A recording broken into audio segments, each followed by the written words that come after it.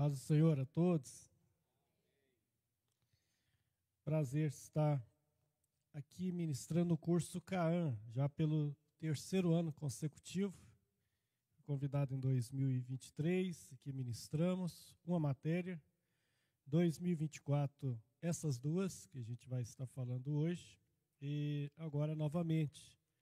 E meus agradecimentos ao CEMAP, através do pastor Alex, irmã Linéia, departamento CAAN, todos os irmãos e irmãs que estão atualmente compondo o CAAN e o CEMAP e a direção da nossa igreja, pela oportunidade, na pessoa do pastor Álvaro. Nós vamos ler um texto na palavra do Senhor, porque são duas matérias. Antes do intervalo, a primeira matéria é base bíblica para missões. E a segunda, depois do intervalo, vai ser a história da missão, né? A igreja na história da missão. O texto que nós vamos ler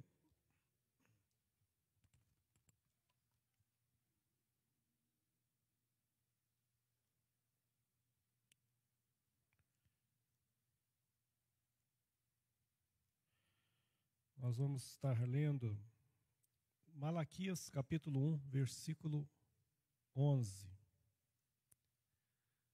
A gente sempre pensa em Malaquias por outros assuntos, né? Mas Malaquias, nesse versículo aí, ele traz uma mensagem que nós vamos estar falando hoje. Malaquias capítulo 1, versículo 11.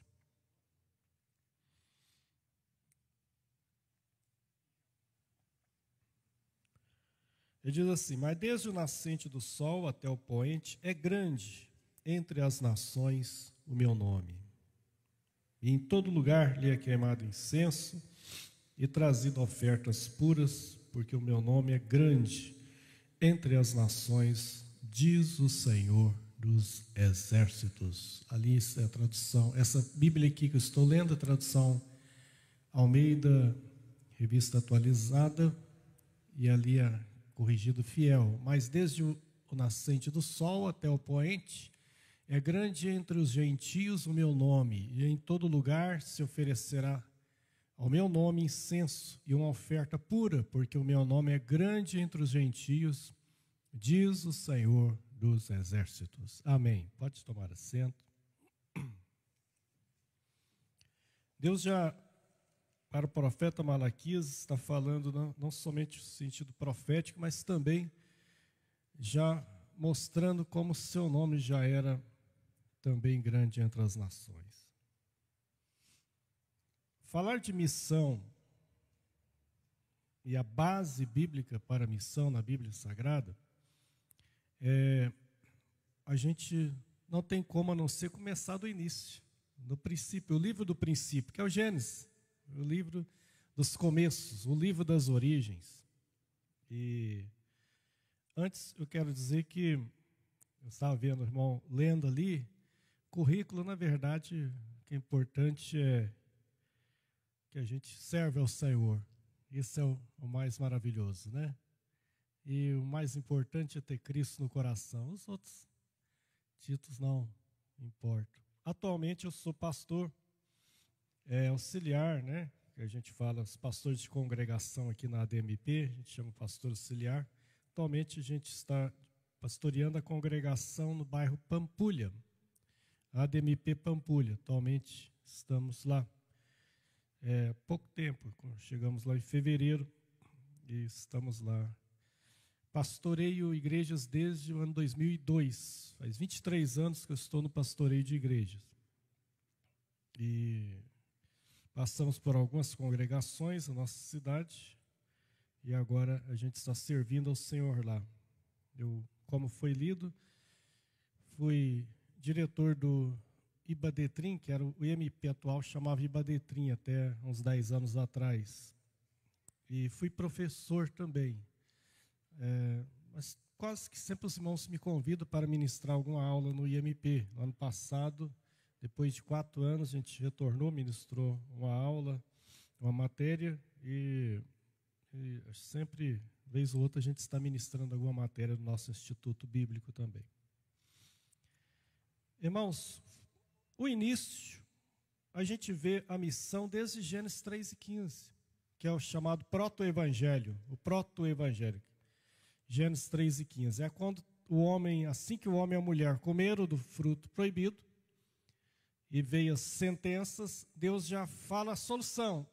E porém inimizade entre ti, falando para a mulher e a serpente, a tua semente e a sua semente, essa te ferirá no calcanhar, né? E tu lhe ferirás a cabeça. Então ali, Gênesis 3:15, já começa o primeiro anúncio do evangelho, quando é anunciado a semente da mulher.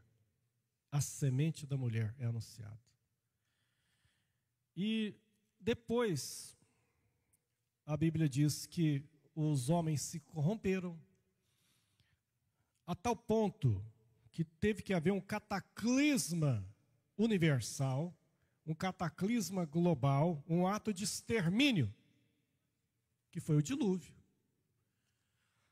que foi a punição mais radical de Deus na Bíblia Sagrada, até que Jesus volte e tenha os juízos que vai haver. Essa até então foi a punição mais severa. Foi um cataclisma global, um extermínio mesmo, porque só sobrou uma família. Só uma família.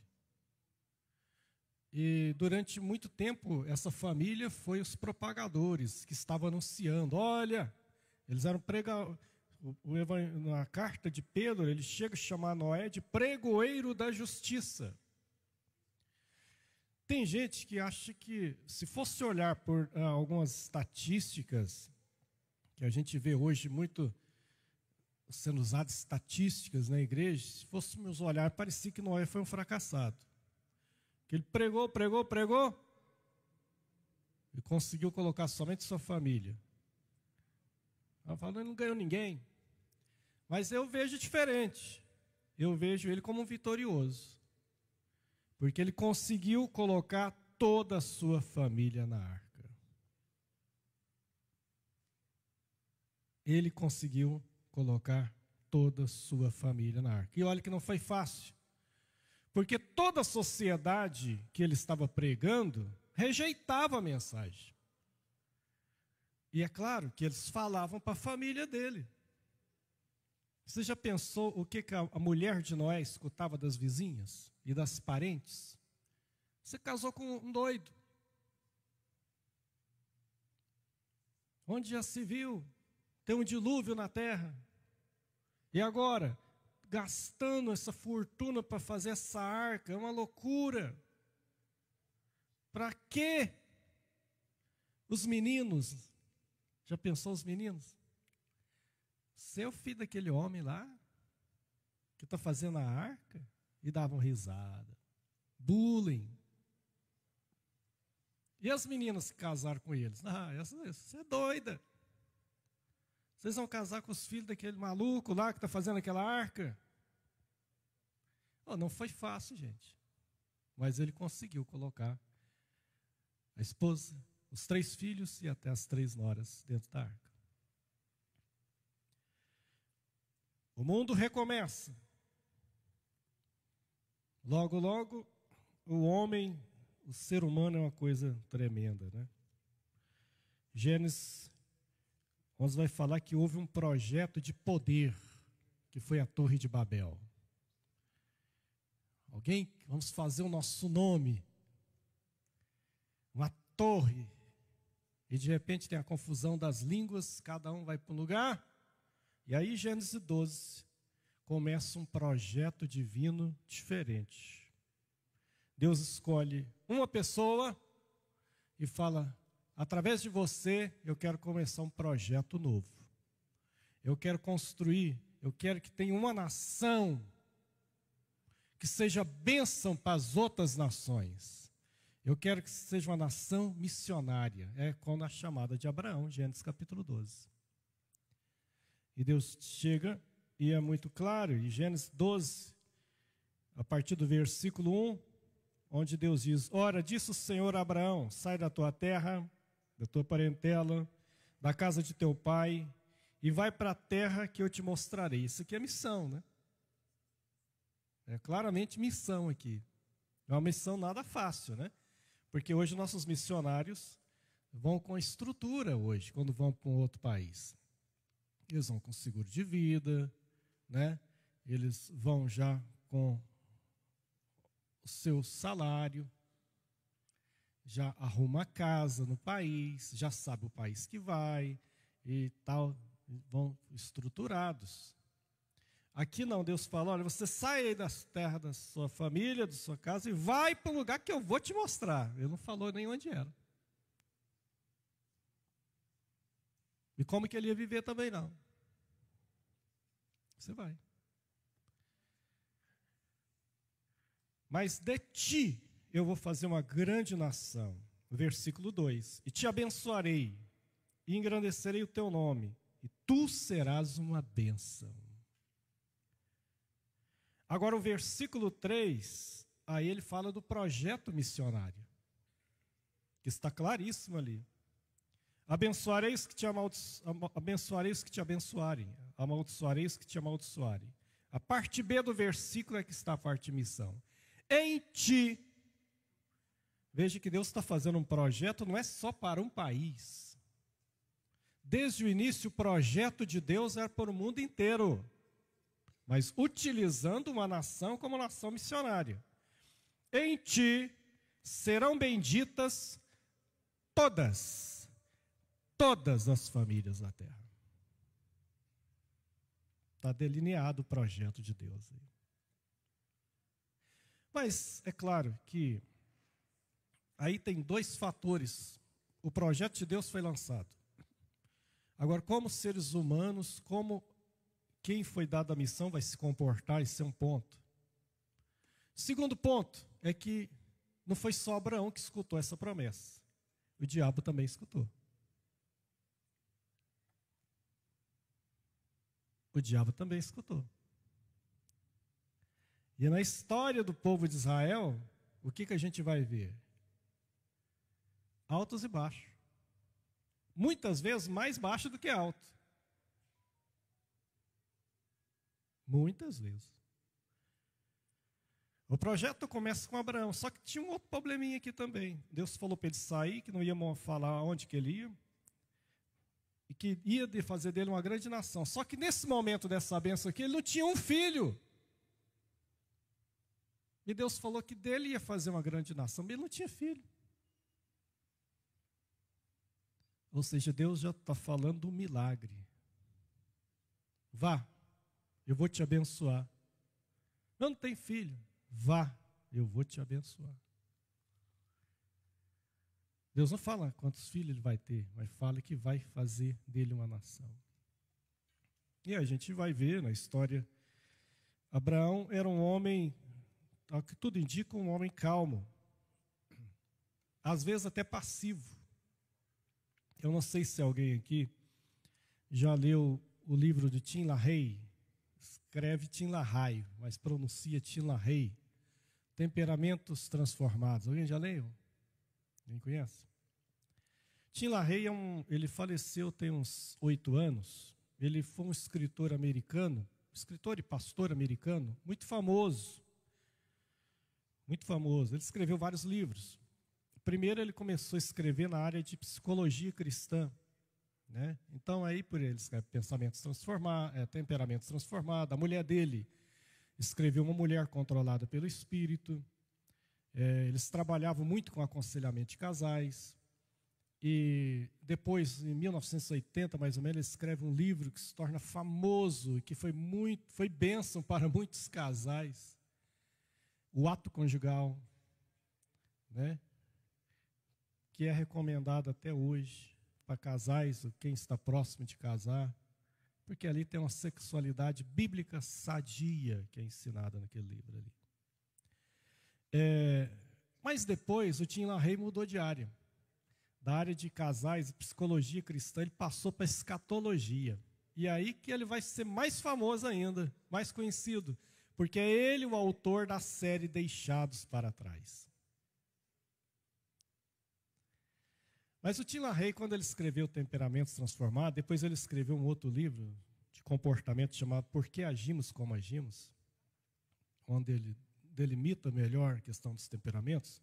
Ele fala que Abraão era de um temperamento chamado fleumático, porque ele pega a psicologia grega e a filosofia grega e aplica que os seres humanos têm 4 temperamentos: sanguíneo, colérico, melancólico e fleumático.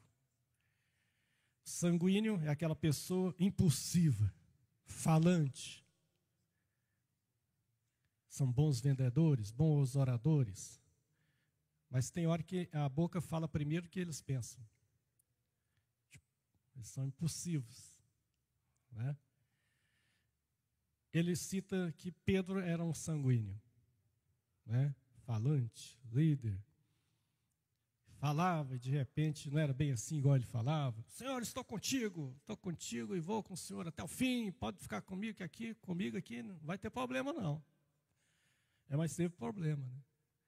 Uma menina chegou e falou: o senhor não é seguidor daquele lá, que está sendo lá preso lá? Falou: eu? Não, você enganou, não sou eu não. Quer dizer, o Pedro.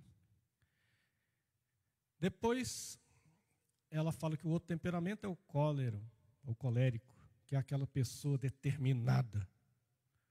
Os coléricos, eu vou te contar, a hora que eles botam, né, um alvo na frente, dificilmente eles mudam. Custa o que custar, eles vão tentar chegar naquele alvo. São administradores, né? São geralmente engenheiros, costumam ser muito coléricos, né? E são pessoas também que falam, são expressivos, não tanto quanto o sanguíneo, mas também são. E o terceiro é o melancólico. E ela fala que Paulo era colérico. Ele fala que Paulo era colérico. Ele botava um alvo, não importava que ele apanhava, ia preso, mas ele ia até o fim. E o melancólico, o nome já fala, é da melancolia, é da pessoa que tem facilidade de chorar, né, de se emocionar. O sanguíneo também tem. O sanguíneo tem a língua ferina que só, mas chora fácil também. E o melancólico também. O melancólico é aquela pessoa detalhista. Detalhista. Ele chega aqui, ele já fez uma análise total aqui desse templo aqui. Se for uma pessoa também, ele já escaneou todinho. É detalhista, né? São bons desenhistas, bons arquitetos, né? Atores, a maioria dos atores são melancólicos. E ele fala que Moisés era melancólico no livro, né? Porque projetar aquele tabernáculo tinha que ser muito detalhista para projetar aquele tabernáculo lá. E por último, o fleumático, que é aquele mais calmo, mais passivo. O fleumático e o melancólico são mais fechados, temperamentos mais fechados. O sanguíneo e o colérico são mais expressivos, né? Então, é que a pessoa mais calma, às vezes são professores, o fleumático são mais controlados. Ele fala que Abraão era fleumático, né? Quando Sara faz a proposta da Agar, ele aceita. Quando a coisa aperta, ele vai para o Egito. Até que Deus muda ele. E uma coisa interessante sobre esse temperamento é o seguinte: você nasce e morre com o temperamento que você nasceu. Mas ele pode ser transformado pelo Espírito Santo. Por isso não tem temperamento melhor do que o outro, porque todo temperamento tem virtude e tem defeito. E é por isso que tem 4 personagens bíblicos que são heróis da fé, que cada um era de um temperamento. Mas Deus usou os 4. Porque cada um em determinado momento da sua vida Deus foi trabalhando na vida deles, e Abraão passou a ser o pai da fé, aquele que era oscilante. Moisés foi o maior profeta de Israel. Paulo, o maior apóstolo. E Pedro, um extraordinário servo de Deus. Um dia negou, mas depois ele morreu por amor a Cristo. Todos foram transformados. O Abraão depois gerou Isaac, Isaac e Jacó se torna o pai da nação, né, de Israel. Dele vem o nome, foi mudado o nome para de Jacó para Israel. Então, Deus faz uma viagem transcultural com o povo de Israel. E é quando eles vão para o Egito. E é interessante esse projeto também. Deus leva eles, quando eles eram pouca gente, para o Egito, que era o maior império do mundo na época, era o Egito. E lá, no início, eles são bem tratados, mas depois da morte de José, a coisa fica esquisita e eles passam a ser escravos. 400 anos. E às vezes, por quê? Acontece que quando eles estavam em formação, eles não tinham condição de enfrentar aquelas nações que eles estavam ao redor deles. Eles, nem militarmente eles tinham condições. Eles teriam sido quase que varridos do mapa. E Deus coloca eles dentro, sob a proteção do maior império do mundo, o Egito, e lá eles crescem, lá dentro. Mesmo que sob perseguição, mas eles crescem. Então, tudo é um projeto, é um propósito. E quando chega o tempo, onde eles já são mais de 2 milhões de pessoas, Deus envia Moisés e os tira de lá, para então, aí sim, implantar a nação de Israel. Assim que a nação é implantada, inicia o período dos juízes, começando com Josué. Alguns chegam a dizer que Josué foi o primeiro juiz de Israel. Outros comentaristas dizem que foi Otoniel, no livro de Juízes. O fato que inicia aí um período da história de Israel, mas um período que parecia um tobogã espiritual. Uma hora eles estavam bem, de repente morria aquele líder espiritual, aquele juiz, eles desviavam todo mundo e iam adorar os outros deuses. Aí de repente eles eram oprimidos por alguma nação, Deus levantava outro juiz, e aí eles novamente se erguiam. E o livro de Juízes todinho é assim. Otoniel, Eude, Sangar, Gideão, Jefté, Sansão, todos, quando o povo de Israel era perseguido, oprimido por uma nação por causa da idolatria, aí Deus levantava um juiz. Mas a Bíblia diz que cada um fazia o que queria, não tinha um rei, não tinha uma ordenança política muito unida e forte. E nessa época dos juízes, existe uma história missionária muito linda, que é o livro de Ruth. É o livro de Ruth. Uma mulher, no meio da era, você imagina o mundo há 4.000 anos atrás, 3.000 anos atrás. Se existe machismo hoje, imagina aquela época. Onde mulher não tinha direito nenhum. Pois é, um livro na Bíblia, o primeiro livro na Bíblia que levou o nome de uma mulher, Ruth, depois vai ter outro, que vai ser de Esther. Mas ali tem algo maravilhoso. Ruth não era israelita. Ruth não era do povo de Deus. Mas quando houve fome em Judá, a família de Noemi sai de Israel e vai para Moabe. Eles eram de Belém, a terra do pão. Deixa a terra do pão, quando tem fome, e vão para um outro país.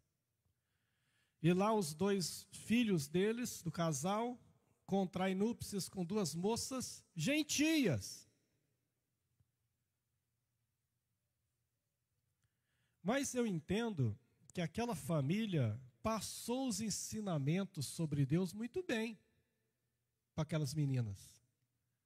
Porque quando morre o marido de Noemi, morrem os 2 filhos delas, e ficam as 3 viúvas, a sogra e as noras, e as 3 querem ficar com ela, e ela fala, não, vou voltar para minha terra, aqui eu não tenho mais nada. E vocês vão para a família de vocês, e Orfa vai, e Noemi não vai. A frase de Noemi mostra que ela foi bem evangelizada. Ela fala de maneira nenhuma, eu vou ficar com a senhora. O teu povo agora vai ser o meu povo, e o teu Deus vai ser o meu Deus. Ela foi bem evangelizada, não foi? Ela poderia não ir, mas ela foi. Não foi só o amor pela sogra.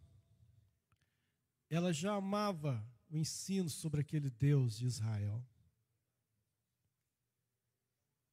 E quando ela chega em Israel, Deus preparou tudo para ela.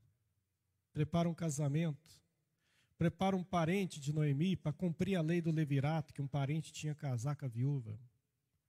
E mais, Deus colocou aquela mulher, moabita, no plano da salvação, na linhagem do futuro Messias de Israel. Ruth casa com Boaz, que gera Obed, e Obed gera Jessé, e Jessé é o pai de Davi.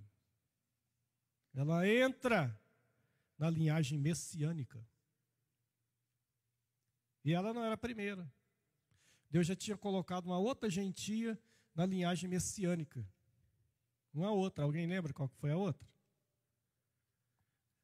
Em Jericó? Raabe, que casou com Naasson, provavelmente era um dos dois espias. Espiou a terra, espiou a Raabe e deve ter apaixonado pela Raabe. E ela se casou, e ela também entrou na linhagem messiânica. Ela falou, olha, a frase de Raabe é muito linda para os espias. Ela falou, olha, eu sei que o povo de vocês é o povo de Deus. Eu não conheço o povo de vocês, mas eu escuto falar que o Deus de vocês tirou vocês de mão forte do Egito. Deu vitória para os reis que apareceram no caminho de vocês, Deus deu vitória. E eu sei que vocês vão ganhar aqui também. Portanto, o dia que isso acontecer, lembrem de mim e da minha família. E eles fazem uma promessa em nome de Josué para ela. Ponha um fio de escarlata na sua janela, porque o dia que isso acontecer, a sua família será poupada. Ela nunca tinha ouvido uma pregação.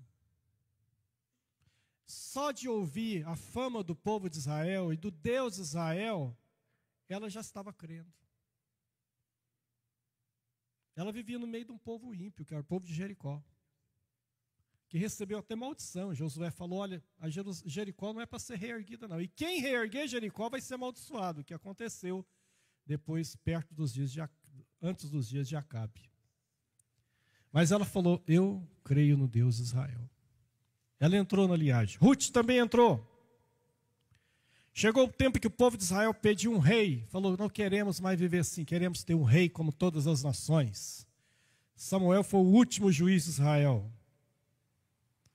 Ele fica chateado, fala com Deus e Deus fala, atende o desejo do povo. Eles não estão te rejeitando a ti, estão rejeitando a mim que reine sobre Israel. Constitui o rei para eles e põe todas as normas que um rei tem que seguir. E o primeiro rei é Saul. E não foi muito bem, né? Começou bem, mas terminou muito mal. E quando Saul é rejeitado, um teste simples que foi feito para ele, né? Foi dois testes. Primeiro é o seguinte, Samuel falou, olha, vai ter a guerra com os filisteus. Você me espera chegar para eu abençoar o sacrifício, o holocausto, e aí vocês vão para a batalha. Era coisa simples. Mas a Bíblia diz que a pressão vem em cima de Saul. O povo chegava, ó, cadê o Samuel? Os filisteus estão vindo. Eles vão pegar nós de surpresa. Faz alguma coisa. E ele não quis esperar. Ele falou, quer saber do negócio? Traz aqui o sacrifício, eu mesmo abençoo esse sacrifício e está resolvido. Mas a ordem não era essa. A hora que eles fez o sacrifício, Samuel chegou. Falou, o que está acontecendo aqui? Ah, é o seguinte, ele nunca assumia a culpa. O povo me pressionou e você demorou e eu fiz. Ele falou, pois é, agora Deus também está te rejeitando. Você não passou no teste. Mas ele ainda teve outra oportunidade, que foi para exterminar os filhos dos amalequitas. Não é para ficar ninguém. E a hora que ele chegou, ele poupou o rei e o melhor do gado. Quando Samuel chegou, falou, você cumpriu a ordem do Senhor? Ele mentiu, falou, cumpri a ordem do Senhor. Falou, cumpriu? E esse barulho, esse mugido que eu estou escutando de ovelhas e de gado aí, o que é isso? Ah, esse é o seguinte, sempre tinha uma explicação. Eu pensei comigo, cá com os meus botões, para que matar o gado todo? Deixa eu separei o melhor para sacrificar o Senhor. Ele falou, você acha que Deus tem tanto prazer em sacrifícios como em obediência? Melhor é obedecer do que sacrificar. A partir de agora, Deus já levantou um homem segundo o seu coração. Ele não estava preocupado, ele não pedia fazer uma oração, pedir perdão a Deus, ele não fez nada disso. Ele falou, olha Samuel, é o seguinte, essa palavra aí foi dura, mas você faz o seguinte, o povo está ali de fora, sai comigo e fica aqui junto, para eles não pensar que eu perdi a bênção de Deus. Ou seja, ele preocupava com a imagem. Com a imagem. Quando ele é retirado e Davi se torna rei, Davi também pecou. E pecou feio. Mas o dia que ele pecou, ele não arrumou desculpas. Por isso que ele era um homem segundo o coração de Deus. Ele não falou, olha, sabe o que é o problema? O Natan, que foi repreender ele. Foi a Betsaba. Ela é que é a culpada. Ela fez um show de striptease ali, e aí deu no que deu. Ela não falou nada disso. Ele faz uma das orações mais lindas da Bíblia, que é o Salmo 51. Tem misericórdia de mim, ó Deus, segundo a tua misericórdia. Perdoa as minhas iniquidades, conforme a tua benignidade. Porque contra ti somente pequei. E aí lembrou de Saul, o dia que o Espírito de Deus se retirou de Saul, um espírito mau apoderava dele. E ele só acalmava a hora que ele, Davi, tocava a harpa. Ele lembrou, falou, não me lanças fora da tua presença, e não retires de mim o teu Espírito Santo.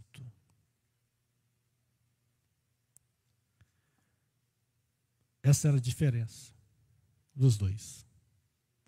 Esses homens refletiam muito a nação de Israel. Depois de Salomão, foram os 3 reis que a nação ficou unificada, o reino é dividido entre 10 tribos e 2 tribos, a partir de Roboão e Jeroboão. E aí a coisa ficou feia. Por quê? Porque as 2 tribos, Judá e Benjamim, que formou o reino de Judá, até que ainda teve alguns reis piedosos e tementes a Deus.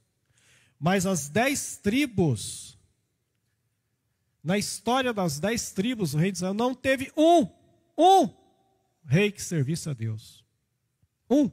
Não teve um. O livro de 1 Reis, 2 Reis, 1 Crônicas, 2 Crônicas, mostra a história dos reinos de Israel. No reino de Judá você vai ver Josafá, você vai ver Ezequias, você vai ver Asa, você vai ver Josias. Só também, foi poucos. Foi só esses. Os outros eram tudo um pior que o outro. Mas no reino de Israel, não teve um. E não foi por falta de profeta, não, que Deus mandou os maiores profetas para lá. Deus mandou Elias e Eliseu para as tribos do norte. Mas eles não se converteram. Elias e Eliseu foram profetas nas tribos do norte.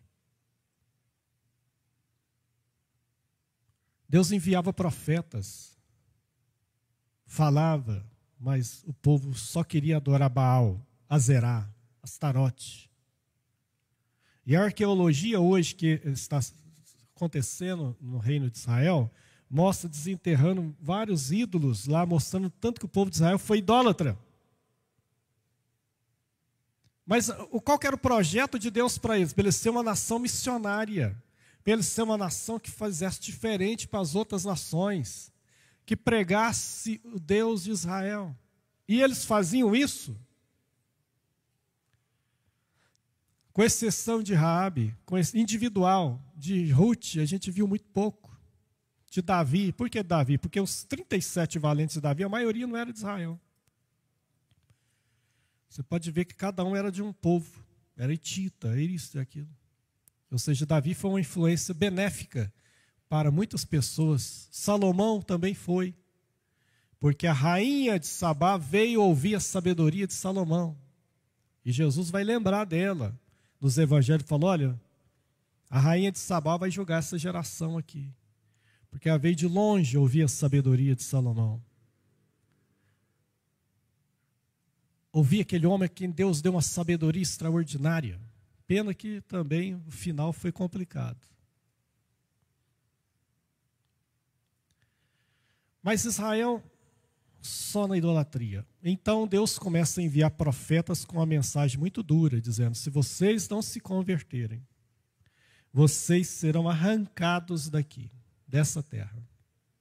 E vocês não fiquem confiando no templo, dizendo que aqui no templo não vai acontecer nada com vocês, se vocês têm um templo, porque até o templo vai ser destruído. Mas eles não acreditavam. O livro de Jeremias é a prova disso. O profeta das lágrimas, o profeta que chorava pelo pecado de Israel. Mas eles não se convertiam. 10 tribos foram levados para a Síria. Sobrou 2. E eles continuavam. De vez em quando aparecia alguém que fazia uma reforma espiritual, como Josafá promoveu, como Ezequias promoveu, como Josias promoveu. No dia de Josias estava tão ruim a coisa, que até o livro da lei do Senhor eles tinham perdido. Eles nem sabiam onde estava. Perderam o livro da lei do Senhor. Desviaram completamente. Aí alguém achou. E a hora que leram, houve um avivamento nos dias de Josias. Mas morria, continuava. E aí, nessa época, Deus levanta um homem que vai ser o maior missionário do Antigo Testamento. Mas esse missionário, bota missionário contraditório, que é esse. Ele profetizava para as tribos do norte. Ele era na época do rei, 2 Reis, capítulo 14, fala um versículo sobre ele. E naqueles dias, Jeroboão, filho de Jeroboão II, levantou-se o profeta Jonas e profetizou. Livro de 2 Reis, fala só um versículo sobre ele. Ou seja, ele profetizava contra as outras nações. Mas um dia Deus chega para Jonas e faz uma proposta diferente. Jonas era um profeta nacionalista, amava Israel, detestava as nações que atacavam Israel. Quando Deus mandava ele profetizar contra eles, ele profetizava com alegria. Mas um dia Deus chega para ele e fala, Jonas, compra uma passagem e você vai para Nínive e clama contra ela. Jonas não gostou dessa palavra. Nínive era o povo que eles mais odiavam. Era um povo terrível. A história mostra que os ninivitas, quando atacavam um país, eles faziam atrocidades mesmo. Eles faziam experiências, faziam torturas que comparavam só aos nazistas na Segunda Guerra Mundial. Era um povo mau. Torturavam, mutilavam as pessoas. A fama era terrível, já tinham levado, depois eles levaram 10 tribos para Nínive. E Deus chega para ele e fala, vai clamar contra ela. Ele não gostou da palavra. E ele falou, para lá eu não vou. Eu quero fazer a obra de Deus, mas lá eu não vou não. Então Jonas achou que ele podia mudar o itinerário de Deus. Na cabecinha dele, ele achou que poderia servir a Deus como ele quisesse e mudar a rota que Deus deu. E ele foi para o extremo oposto. Ele comprou uma passagem, se era para comprar uma passagem para o Rio Grande do Sul, ele comprou para Belém. Ele foi o inverso. E ele compra e vai. Tranquilo que vai dar certo. Ah, lá eu faço a obra de Deus também. Lá também tem gente que... Mas não é assim que você faz. Não se muda o projeto de Deus. Por quê? Porque Deus é soberano. Soberano significa aquele que manda, que tem o poder. E quando ele determina algo, é para ser daquele jeito. Não adianta querer mudar a agenda de Deus. E coitado de quem tenta mudar. E ele tentou. Vai para o navio, só que de repente vê uma tempestade terrível em cima do navio. E a Bíblia diz que aquele povo teve um grande prejuízo financeiro. Começaram a jogar as mercadorias no mar. Tudo por causa do Jonas. Mas não adiantou nada. Aí o desespero deles foi tão grande que cada um começou a orar, a rezar para o seu Deus. E aí, em determinado momento da luta, alguém chega para o comandante do navio e fala: comandante, o senhor não vai acreditar no que está acontecendo. O quê? O senhor não acredita que no meio desse inferno todo que nós estamos vivendo, pois não tem um cidadão que está dormindo? Ele falou: o quê? É, sim, senhor. Eu quero conhecer esse camarada. Na hora que chega, Jonas está lá no porão, dormindo. E a Bíblia diz que ele sacode. Ô, dormente! Dorminhoco! O mundo está acabando em água aqui. E você dormindo. Já que você não quer ajudar, fazer alguma coisa, pelo menos você deve acreditar em algum Deus. Clama aí para o seu Deus, seja qual for ele. A resposta do Jonas para o comandante foi dura, foi difícil. Ele falou: não, é o seguinte, eu sirvo ao único Deus verdadeiro que fez os céus e a terra e o mar. E eu sei muito bem por que está acontecendo essa tempestade aqui. É por minha causa. Eu sou a causa da tempestade. E se vocês quiserem sobreviver, só tem uma solução. Vocês têm que me jogar no mar. E a Bíblia diz que eles não eram crentes, mas eram gente boa. Eles não eram o povo de Israel, nem conheciam o Deus de Israel, mas falam: de jeito nenhum nós vamos fazer isso. Vamos continuar lutando aqui de todo jeito, mas não vamos te mandar para o mar, não. Mas a coisa ficou feia. A tal ponto que ele falou: olha, se é assim, nós vamos te jogar e que o seu sangue, a gente não sabe o que você fez, e que o seu sangue seja sobre sua cabeça. E quando eles jogam Jonas no mar, acontece o quê? Bonança na mesma hora. Bonança. E para Jonas, Deus já tinha um plano também, que Deus sempre tem um plano. Né? Quando ele caiu no mar, já tinha um submarino esperando ele. Mas não era um submarino de metal, não. Era um submarino de carne e osso, e com a boca bem grande. E ele já caiu lá. 3 dias e 3 noites. Ninguém sabe quem é aquele peixe. Tem gente que fala que é uma baleia cachalote, é um monstro marinho. Né? Tem tradução que chega a falar baleia, né, no Evangelho. O fato é que já houve casos há 100 anos atrás, de um homem ter sido encontrado dentro de uma baleia. E Jonas lá, 3 dias e 3 noites. Agora imagina o que é um estômago. Você está no estômago de um outro ser, e é claro que tudo que a baleia comia via para cima de Jonas. Suco gástrico também. E outra, a baleia não fica quietinha, né? Já viu os programas de Discovery e tudo mais, como que elas fazem? Tem hora que elas pulam, assim. E o Jonas lá dentro, 3 dias e 3 noites. Quando Deus falou: vai para Nínive, ele não orou.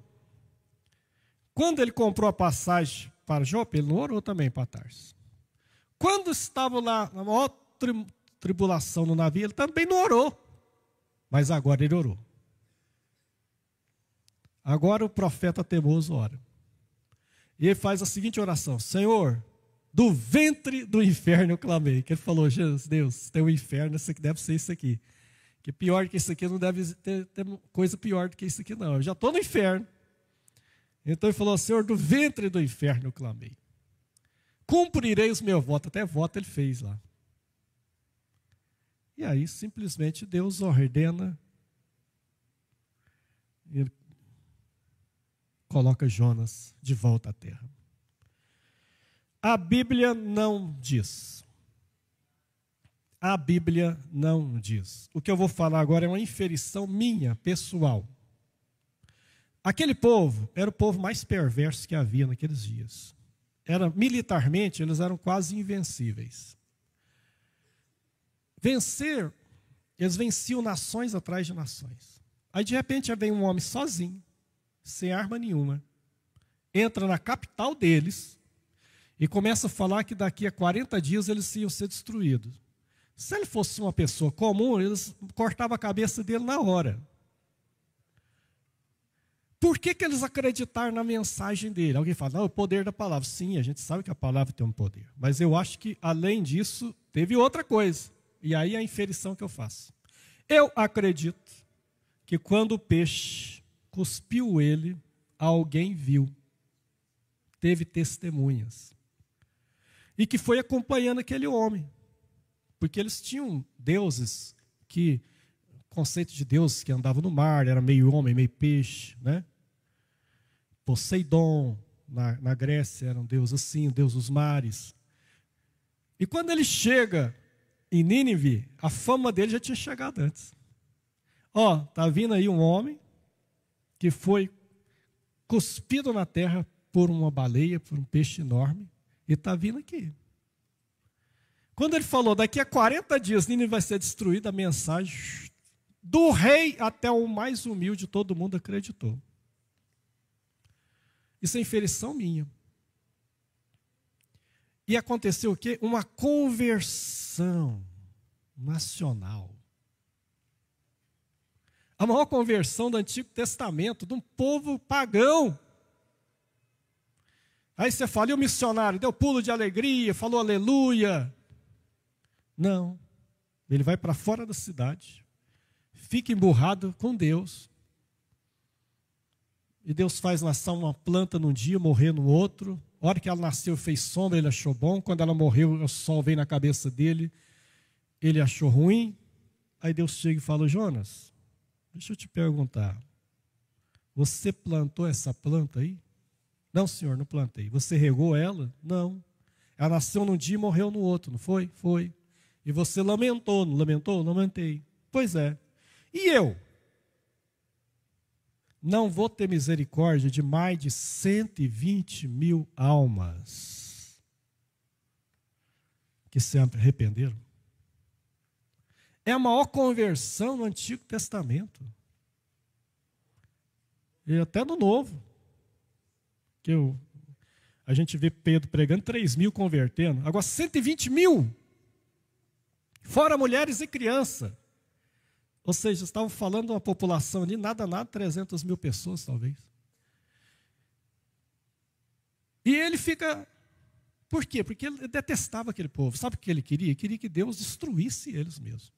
Ele queria que o fogo caísse. Ele virasse Sodoma e Gomorra ali. Fogo do céu. Aí ele prega, e o medo dele era pregar e eles se converterem. Ele falou, não, mas eu sabia que isso ia acontecer. Por isso que eu não queria vir. Ele é o profeta mais contraditório e, ao mesmo tempo, é o maior missionário do Antigo Testamento. Uma conversão tremenda. E o juízo veio sobre aquela nação, mas não naquela geração, na geração seguinte, porque aquela se converteu. O povo de Israel vai para a Babilônia depois. E lá na Babilônia, Deus não fica sem testemunhos. Daniel, Sadraque, Mesaque, Abdenego e Esther e Mardoqueu. Deus usa pessoas numa terra estranha. Sabe a terra que elas estavam? Eles foram para a Babilônia. A Babilônia hoje é o Iraque. E depois Esther foi na Pérsia. A Pérsia hoje é o Irã, que está nesse conflito agora, Israel. É onde estava a Esther. Era no Irã, porque até 1935 o Irã se chamava Pérsia. Até 90 anos atrás, o Irã se chamava Pérsia. Esse nome é recente. Eles falam persa. Eles são um povo milenar. É ali que foi o Império Medo-Persa. É ali. Dário. Era ali. Se fosse hoje, seria um iraniano. Ciro. Foi lá que Daniel foi lançado na cova dos leões. Que Daniel ficou na Babilônia e depois veio o Império Persa, né? Aliás, Daniel continuou na Babilônia, só que sob o domínio persa. E Deus levantou Daniel, que se tornou uma voz ali. Sadraque, Mesaque e Abednego deram seu testemunho, arriscando a pagar com a vida. Deus sempre tem os seus mensageiros. Daniel, quando era velhinho, e apareceu a mão escrevendo na parede para o rei Belsazar, a mãe dele fica desesperado, a mãe dele fala, olha, no teu reino tem um homem, que ele chamou os professores da faculdade, chamou os médios, chamou os espiritualistas, ninguém resolveu, sabia o que era aquela mão, a escrita. Ela falou, aqui no teu reino tem um homem que sabe ler isso aí. Ele já está idoso já. E nele tem um espírito dos deuses. Ele serviu teu pai na corte babilônica. O nome dele é Daniel. E a hora que ela chama Daniel, Daniel chega e Deus já fala o que era aquilo.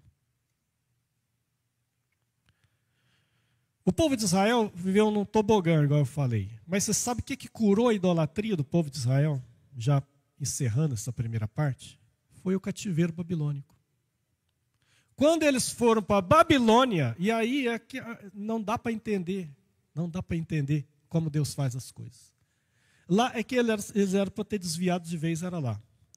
E não, foi o contrário. Sabe por quê? Porque isso aqui é povo mais idólatra que eram os babilônios. Quando eles chegaram na Babilônia, eles tomaram choque, porque eles achavam que o templo de Salomão era a última bolacha do pacote. Quando eles chegaram lá, viram o templo a Marduk e a Star, que eram maiores do que o templo de Jerusalém. Um povo que venceu o povo deles, que matou a família real. E a hora que eles chegam lá, no meio daquele povo idólatra, eles são curados da idolatria. E lá eles se voltam para Deus. Sem templo, sem sacerdotes. Eles se voltam para Deus. E ali Deus levanta, depois de Daniel, Deus levanta Ageu, Deus levanta Zacarias, Deus levanta Neemias, Deus levanta Esdras, é tudo naquela época. E eles fazem Israel voltar para a leitura, e Israel passa a ser o povo, não mais do templo, mas o povo da leitura, o povo da Torá, como está até hoje. O centro do culto judaico hoje não é mais no templo, é na Torá, é no Velho Testamento. E aí eles se tornam contraditoriamente missionários, eles vão cumprir a ordem missionária. Como assim? Em cada país que eles vão se instalar, eles constroem sinagogas. Eles constroem centro de adoração. Olha só como que foi cumprindo as coisas de Deus. Eles começam a construir sinagogas em cada país que eles foram sendo espalhados. E passa a ter pessoas, não só judeus, frequentando as sinagogas. Passa a ter gentios também, os chamados, no Novo Testamento, chama eles tementes a Deus. Prosélitos, quer dizer, eles eram pessoas gentias que se convertiam ao judaísmo. E na outra parte da aula, eu vou falar como o apóstolo Paulo via sinagogas espalhadas pelo mundo como uma ponta de lança para a obra missionária, para evangelizar depois. Paulo vai olhar as sinagogas em cada país e fala, eu vou começar por aí. Usar essa base aí para fazer missão. Mas isso vai ser na outra aula. Mas o que eu estou dizendo é que tudo aquilo que eu comecei lá e todas as dificuldades que houve, Deus sempre cumpre o seu propósito. Talvez não do jeito que a gente pensa. Israel se torna uma nação missionária depois do cativeiro, construindo sinagogas em cada país, ensinando a lei. 250 anos antes de Jesus, depois do Império Persa, veio o Império Grego de Alexandre o Grande, Império Grego Macedônico, e depois o Império Romano. E nos dias do Império Grego Macedônico, O rei Ptolomeu do Egito tinha a maior biblioteca do mundo na cidade de Alexandria, e ele quis também ter uma cópia do livro dos judeus. Isso mostra a influência que estava já o judaísmo. Então, é convocado 72 anciãos para fazer uma tradução da Bíblia do hebraico, o Antigo Testamento, para o grego. É a primeira tradução da Bíblia, a Septuaginta, 280 anos, 250 antes de Cristo. O próprio Jesus leu a Bíblia na Septuaginta. Eles foram cumprindo o propósito. E aí, eu encerro essa primeira parte dizendo o seguinte: quando Deus tem um propósito, aconteça o que acontecer, ele vai se cumprir. Com a gente ou apesar da gente. Porque tem gente que fala, eu não sei o quê, não vou fazer isso. Se você não fizer, Deus vai levantar outro para fazer. Mas a obra dele vai ser feita. Você pode ter certeza. O que ele projetou vai acontecer, você pode ter certeza. Agora, o melhor é você estar no projeto. Fique no projeto. Não muda a agenda de Deus, não tenta mudar. Você não vai conseguir, vai dar problema.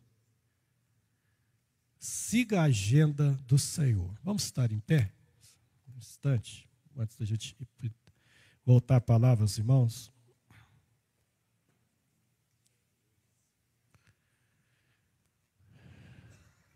Tu serás uma bênção, foi o que Deus falou para Abraão. Isso continua para a gente hoje. Vá para onde o Senhor te enviar, faça o que você tem que fazer, seja aqui, seja em outro lugar. Mas faça aquilo que está aí nascente no seu coração. Se vocês estão hoje fazendo esse curso aqui, Caã, eu não sei quantos inscritos está, ele, né? Quantos inscritos deu dessa vez? Uns 180 inscritos. Então mostra que é para vocês terem interesse na obra do Senhor, na obra missionária. Muitos de vocês estão fazendo esse curso, falando, eu queria aprender um pouco mais. E aqui vocês estão ouvindo missionários falar, experiências da obra de missão. E hoje estão vendo uma parte mais devocional, mais bíblica, que foi essa primeira parte, que foi a base bíblica da missão, que foi mais esse panorama do Antigo Testamento. Aí na segunda parte nós vamos entrar na igreja, né? E falar sobre a história da igreja e a missão. E eu acredito que será uma aula também proveitosa. Mas o que eu quero dizer é que nós estamos nas mãos do Senhor. Você veio, talvez deixou em casa problemas. Ninguém sabe que você deixou, mas você está aqui hoje. E o Senhor também sabe. E quer te abençoar. E quer fazer uso da sua vida na obra do Senhor. Você diz, não, mas eu falei até sobre os temperamentos. Não importa.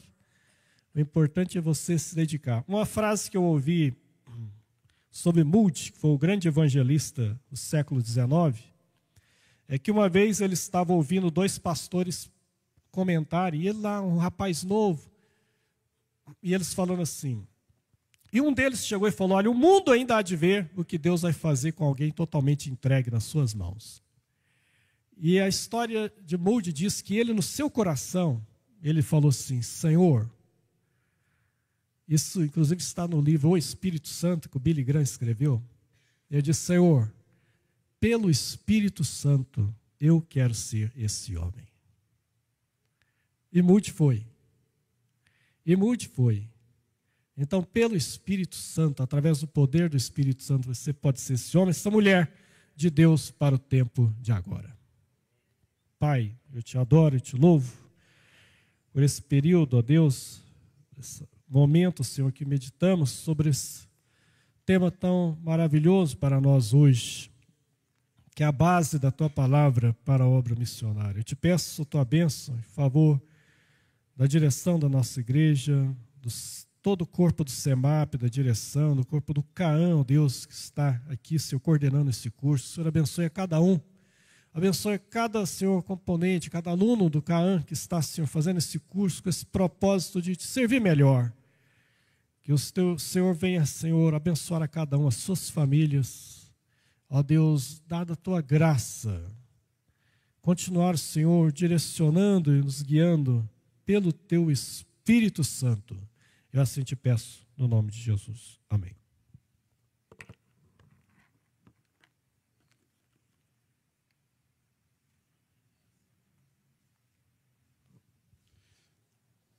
Irmãos, agora vamos ter um momento aqui de apresentação do CEMAPinho com a